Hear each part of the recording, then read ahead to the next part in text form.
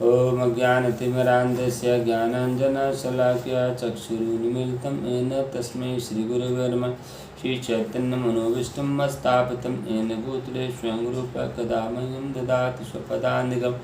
वन्देऽहं श्रीगुरो श्रीयुतपतिकमलं श्रीगुरून् वैश्वांश श्रीरूपं सागरजातं सहगणगुणाथान्तं तं सजीवं साद्वैतं सावधूतं परिजनसहितं श्रीकृष्णचैतन्यदेवं श्रीराधाकृष्णपादान् सहगणललिता श्रीविशाखान्वितांश्च। हे कृष्ण करुणा सिंधु दीनबंधु जगतपते गोपेश गोपिकाकांत राधाकांत नमोस्तुते। तप्त कांचन गौरांगी राधे वृंदावनेश्वरी विश्वभानुसुते देवी प्रणमामि हरिप्रिये। वाञ्छाकल्पतरुभ्यश्च कृपा सिन्धुभ्येव च पतितानां पावने वैष्णवेभ्यो नमो नमः। जय श्री कृष्ण चैतन्य प्रभु नित्यानंद श्री अद्वैत गदाधर श्रीवासादि गौर भगवंद। हरे कृष्ण कृष्ण कृष्ण हरे हरे, हरे राम राम राम हरे हरे। नमो विष्णुपादाय कृष्ण प्रेष्ठाय भूतले श्रीमते भक्ति वेदांत स्वामी नामिने नमस्ते सारस्वती देव गौरवाणी विचारणे निर्विशेष शून्यवाद पाश्चात्य देशाणे।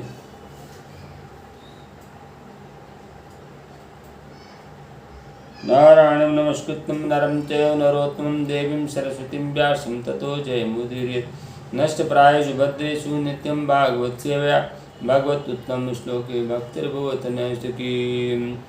ॐ कृष्णाय वासुदेवाय देवकीनन्दनाय च नन्दगोपकुमाराय गोविन्दाय नमो नमः। यत्र योगेश्वरः कृष्ण यत्र पार्थो धनुर्धर तत्शिवजोर्भूतिर्वाणीतिर्मतिर्मम।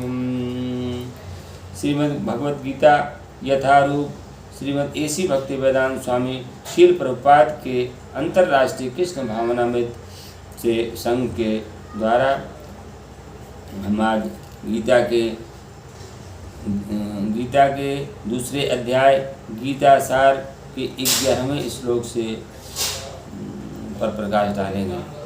श्री भगवान वाच अशोच्यान अन्नशोचः तुम प्रज्ञावदान च भाषसे गत असून अगत असून च न अनुशोचन्ति पंडिताः। श्री भगवान ने कहा, तुम पांडित्यपूर्ण वचन कहते हुए उनके लिए शोक कर रहे हो जो शोक करने योग्य नहीं हैं। जो विद्वान होते हैं वे न तो जीवित के लिए न मृत के लिए शोक करते हैं। श्रील प्रभुपाद जी अपने तात्पर्य में कहते हैं, श्री भगवान ने तत्काल गुरु का पद संभाला और अपने शिष्य को अप्रत्यक्षतः मूर्ख कहकर डांटा। उन्होंने कहा, तुम विद्वान की तरह बातें करते हो किंतु तुम यह नहीं जानते कि जो विद्वान होता है अर्थात जो यह जानता है कि शरीर तथा आत्मा क्या है, वह किसी भी अवस्था में शरीर के लिए चाहे वह जीवित हो या मृत शोक नहीं करता। अर्जुन का तर्क था कि राजनीति या समाज नीति की अपेक्षा धर्म का अधिक महत्व होता है, किंतु उसे यह ज्ञात न था कि पदार्थ आत्मा तथा परमेश्वर का ज्ञान धार्मिक सूत्रों से भी अधिक महत्वपूर्ण है। क्योंकि उसमें इस ज्ञान का अभाव है, अतः उसे विद्वान नहीं बनना चाहिए था। न तेवाहं जातु नासं न तुम मे जनाधिपाः न चैव न भविष्याम सर्वे वयमतः परम।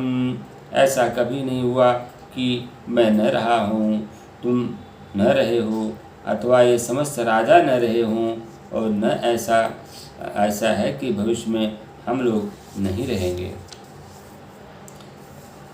नित्यो नित्यानां चेतनश्चेतनानां एको बहूनां यो विदधाति कामान् समात्मस्थं ये अनुपश्यन्ति धीरास्तेषां शान्ति शाश्वती नेतरेषाम्। स्वयं अर्जुन तथा युद्ध भूमि में एकत्र सारे राजा शाश्वत प्राणी हैं और इन जीवों की बद्ध तथा मुक्त अवस्थाओं में श्री भगवान ही एकमात्र उनके पालक हैं। श्री भगवान परम पुरुष हैं तथा भगवान की चिरसंगी अर्जुन एवं वहाँ पर एकत्र सारे राजागण शाश्वत पुरुष हैं। ऐसा नहीं है कि ये भूतकाल में प्राणियों के रूप में अलग अलग उपस्थित नहीं थे।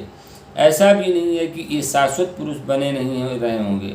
उनका अस्तित्व भूतकाल में था और भविष्य में निर्बाध रूप से बना रहेगा। अतः किसी के लिए शोक करने की कोई बात नहीं थी। श्री कृष्ण भगवान सदा सर्वदा अपना अस्तित्व बनाए रखते हैं। यदि उन्हें सामान्य चेतना वाले सामान्य व्यक्ति के रूप में मान लिया जाए तो प्रमाणिक शास्त्र के रूप में उनकी भगवद गीता की कोई महत्ता नहीं होगी। सामान्य व्यक्ति मनुष्यों के 4 अवगुणों के कारण श्रवण करने के योग्य शिक्षा देने में असमर्थ रहता है। जो लोग भगवान श्री कृष्ण का विरोध करते हैं उनकी इस महान साहित्य तक पहुँच नहीं हो पाती। भक्तों द्वारा गीता के उपदेशों को समझने का प्रयास मधुमक्खी द्वारा मधुपात्र चाटने के सदृश होता है। भगवत गीता के रहस्य को केवल भक्ति ही समझ सकता है, अन्य कोई नहीं। जो श्री भगवान के अस्तित्व का ही विरोध करते हैं अतः मायावादियों द्वारा गीता की व्याख्या मानो समग्र सत्य का सरासर भ्रामक निरूपण है। भगवान श्री चैतन्य मायावादियों द्वारा की गई गीता की व्याख्याओं को पढ़ने का निषेध करते हैं। देहिनो अस्मिन् यथा देहे कौमारं यौवनं जरा तथा देहांतर प्राप्ति धीरस्तत्र न मुह्यति। जिस प्रकार शरीरधारी आत्मा इस वर्तमान शरीर में बाल्यावस्था से तरुणावस्था में और फिर वृद्धावस्था में से निरंतर अग्रसर होता है, उसी प्रकार मृत्यु पर आत्मा दूसरे शरीर में चला जाता है। धीर व्यक्ति ऐसे परिवर्तन से मोह नहीं करते। श्रील प्रभुपाद जी तात्पर्य में लिखते हैं, प्रत्येक जीव एक व्यष्टि आत्मा है। वह प्रति क्षण अपना शरीर बदलता रहता है, कभी बालक के रूप में, कभी युवा के रूप में, कभी वृद्ध के रूप में, तो भी व्यष्ट आत्मा वहीं रहता है उसमें कोई परिवर्तन नहीं होता। यह व्यष्टि आत्मा मृत्यु होने पर होगा एक शरीर बदलकर दूसरे शरीर में देहांतरण कर जाता है। चूँकि अगले जन्म में इसको शरीर मिलना असंभावी है, चाहे वह शरीर आध्यात्मिक हो या भौतिक।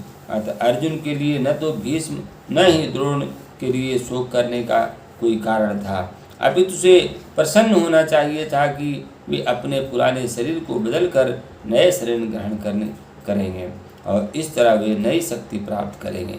ऐसे शरीर परिवर्तन में जीवन में किए गए कर्मों के अनुसार नाना प्रकार की सुख भोग या कष्टों का लेखा हो जाता है। क्योंकि भीष्म द्रोण साधु पुरुष थे, इसलिए अगले जन्म में उन्हें आध्यात्मिक शरीर प्राप्त होंगे, नहीं तो कम से कम उन्हें स्वर्ग में भोग करने के अनुरूप शरीर तो प्राप्त होगा ही। आत्मा की एकात्मवाद मायावादी सिद्धांत मान्य नहीं हो सकता, क्योंकि आत्मा के इस प्रकार विखंडन से परमेश्वर विखंडनीय या परिवर्तनशील हो जाएगा। गीता में पुष्टि हुई है कि परमात्मा के खंड शाश्वत सनातन अस्तित्व है, इन्हें क्षर कहा जाता है, अर्थात उनमें भौतिक प्रकृति में गिरने की प्रवृत्ति होती है। ये भिन्न अंश खंड नित्य भिन्न रहते हैं, यहाँ तक कि मुक्ति के बाद भी वृष्टि आत्मा जैसे का तैसा भिन्न अंश बना रहता है, किंतु एक बार मुक्त होने पर वह श्री भगवान के साथ सच्चिदानंद रूप में रहता है।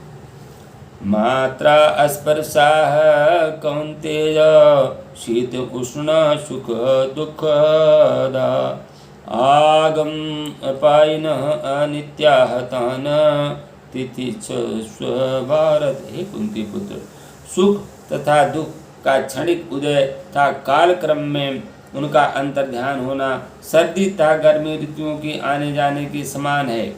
हे भरतवंशी, वे इंद्रिय बोध से उत्पन्न होते हैं और मनुष्य को चाहिए कि अविचल भाव से उनको सहन करना सीखे। तात्पर्य में लिखते हैं प्रभुपाद जी, कर्तव्य निर्वाह करते हुए मनुष्य को सुख दुख के क्षणिक आने जाने की सहन करने का अभ्यास करना चाहिए।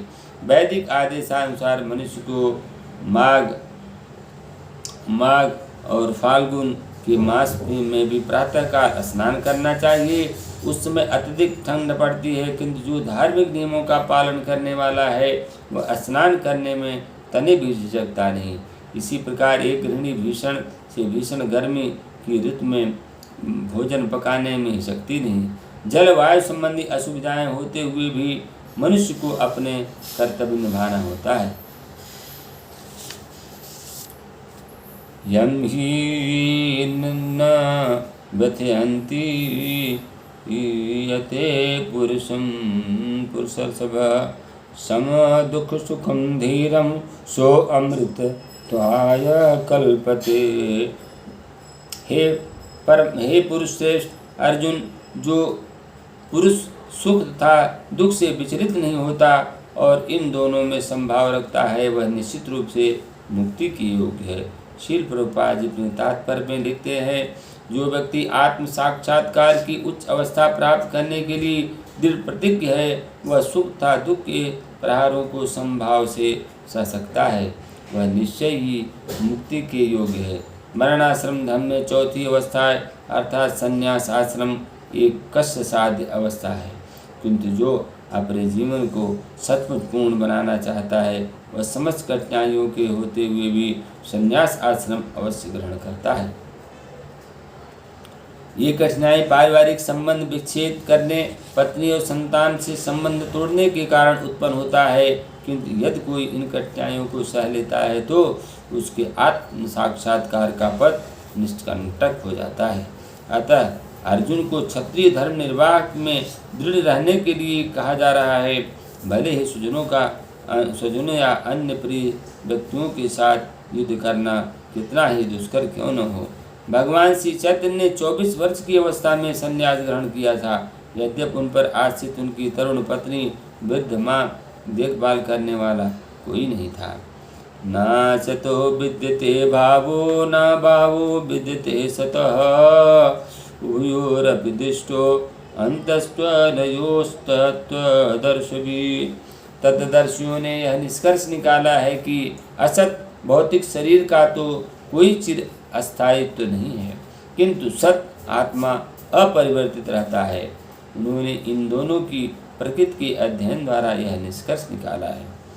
तात्पर्य में श्रील प्रभुपाद जी लिखते हैं, परिवर्तनशील शरीर का कोई अस्थायित्व नहीं है। आधुनिक चिकित्सा विज्ञान ने भी यह स्वीकार किया है। विभिन्न कोशिकाओं की क्रिया प्रतिक्रिया द्वारा शरीर प्रतिक्षण बदलता रहता है। इस तरह शरीर में वृद्धि तथा वृद्धा अवस्था आती रहती है, किंतु शरीर तथा मन में निरंतर परिवर्तन होने पर भी अस्थायी रहता है। यही पदार्थ तथा आत्मा का अंतर है। स्वभावतः शरीर नित्य परिवर्तनशील है, आत्मा शाश्वत है। तत्वदर्शियों ने चाहे निर्विशेषवादी हों या सगुणवादी इस निष्कर्ष की स्थापना की है। यहीं से श्री भगवान द्वारा अज्ञान से मोहग्रस्त जीवों को उपदेश देने का शुभारंभ करते हैं।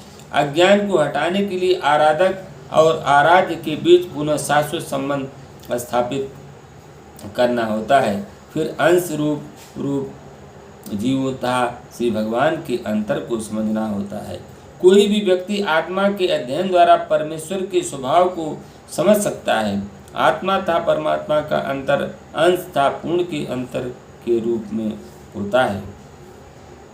अविनाशी तु तद्विद्धि येन सर्वमिदं ततं विनाशं व्यस्यास्य न कश्चित् कर्तुर्महति। यह जो शरीर में व्याप्त है, इसे ही तुम अविनाशी समझो। इस अव्यय आत्मा को नष्ट करने में कोई समर्थ नहीं है। तात्पर्य में श्रील प्रभुपाद जी कहते हैं, सभी लोग समझते हैं जो सारे शरीर में व्याप्त है वह चेतना है। प्रत्येक व्यक्ति को शरीर में किसी अंश के पूरे भाग में सुख दुख का अनुभव होता है, किंतु चेतना की यह व्याप्ति किसी के शरीर तक ही सीमित रहती है। एक शरीर के सुख तथा दुख का बोध दूसरे शरीर को नहीं हो पाता। फलतः प्रत्येक शरीर की व्यष्टि आत्मा है और इस आत्मा की उपस्थिति के लक्षण व्यष्टि चेतना द्वारा परिलक्षित है।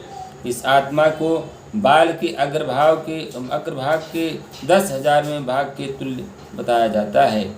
यदि बाल के अग्रभाग को 100 भागों में विभाजित किया जाए और फिर उनमें से प्रत्येक भाग को 100 भागों में विभाजित किया जाए तो इस तरह के प्रत्येक भाग की माप आत्मा का परिमाप होता है। आत्मा के परमाणुओं के अनंत कण हैं, जो माप में बाल के अगले भाग के 10,000वें भाग के बराबर होता है। आत्मा का आकार अणु तुल्य है, जिसे पूर्ण बुद्धि के द्वारा जाना जा सकता है। यह अणु आत्मा 5 प्रकार के प्राणों में तैर रहा है। प्राण, अपान, व्यान, समान तथा उदान। यह भी हृदय के भीतर स्थित है और देहधारी जीव के पूरे शरीर में अपने प्रभाव का विस्तार करता है। केवल मूर्ख व्यक्ति ही इस अणु आत्मा की सर्वव्यापी विष्णु तत्व के रूप में सोच सकता है। जैसे जो लाल रक्तकण फेफड़ों में ऑक्सीजन ले जाते हैं, वे आत्मा से ही शक्ति प्राप्त होती है। अतः जब आत्मा इस स्थान से निकल जाता है तो रक्त उत्पादक चलने बंद हो जाता है। अंतवंत इमे देहा नित्यशोक्ताः पशरीरिणः नाशिनो अप्रमेयस्य तस्माद् उद्यस्व भारत। अविनाशी अप्रमेय शाश्वत जीव भौतिक शरीर का अंत असंभावी है। अतः हे भरतवंशी, युद्ध करो।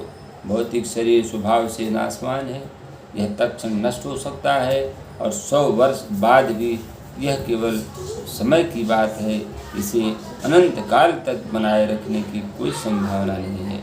किंतु आत्मा इतना सूक्ष्म है, इसे शत्रु देख भी नहीं सकता, मारना तो दूर है। जैसे कि पिछले श्लोक में कहा गया है, यह इतना सूक्ष्म है कि कोई इसके मापने की बात सोच भी नहीं सकता।